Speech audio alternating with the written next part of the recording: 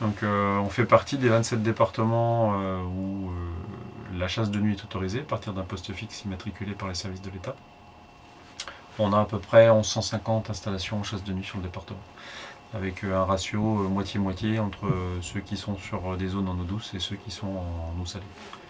Donc une estimation à brut pour point nous permettrait d'avancer le chiffre de 6-7 000 chasseurs qui pratiquaient la chasse à la tonne. Ça peut être plus, ça peut être moins. On est en train de réaliser une enquête pour avoir une idée plus fine du nombre de pratiquants, parce que ça fait partie je dirais d'une partie de chasseurs qu'on souhaite parfois solliciter, mais comme on n'a pas la certitude et on ne les a pas tous identifiés, en dehors des propriétaires et des locataires, on ne les a pas tous vraiment signifiés sur une liste, et si on a besoin de faire passer des messages, des informations, on n'est pas en capacité de le faire aujourd'hui. Donc on fait ce travail d'enquête là actuellement.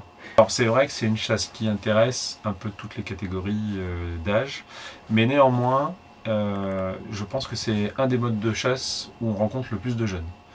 Parce que c'est une chasse qui, malgré tout, nécessite une certaine technicité. Donc il y a l'élevage des appelants, il y a l'utilisation de blettes. Donc, et là on s'inspire quand même pas mal du modèle nord-américain, où c'est vrai qu'aux États-Unis, on développe plein de produits parce que la chasse de nuit n'existe pas. Par contre, pour la chasse de jour, ils ont développé plein de produits avec une camouflage, des blettes haute définition qui sont plus réalistes que celles qu'on a connues jusqu'à présent. Et ça passionne drôlement les jeunes. C'est quelque chose. En plus, c'est une chasse qui, on a encore cette chance, est très peu onéreuse, donc accessible un peu à tous les budgets. Donc un jeune chasseur qui souhaiterait chasser à la tonne peut tout à fait trouver sa place à moindre coût. Sur la Charente-Maritime, il y a à peu près 110-120 000 hectares de marais, mais on a un gros bastion. On a un gros bastion d'installation, pour pas dire à peu près 50% des installations qui sont situées sur le marais de Rochefort, Rochefort Sud et Rochefort Nord. Donc la partie qu'on appelle l'ancien golfe de Saintonge.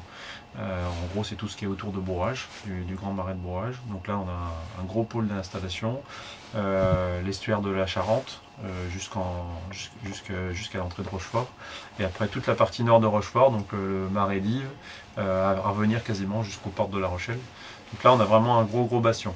Après, on a encore des installations sur les marais de la Suède où on est. Donc là, c'est plutôt la partie marais salant.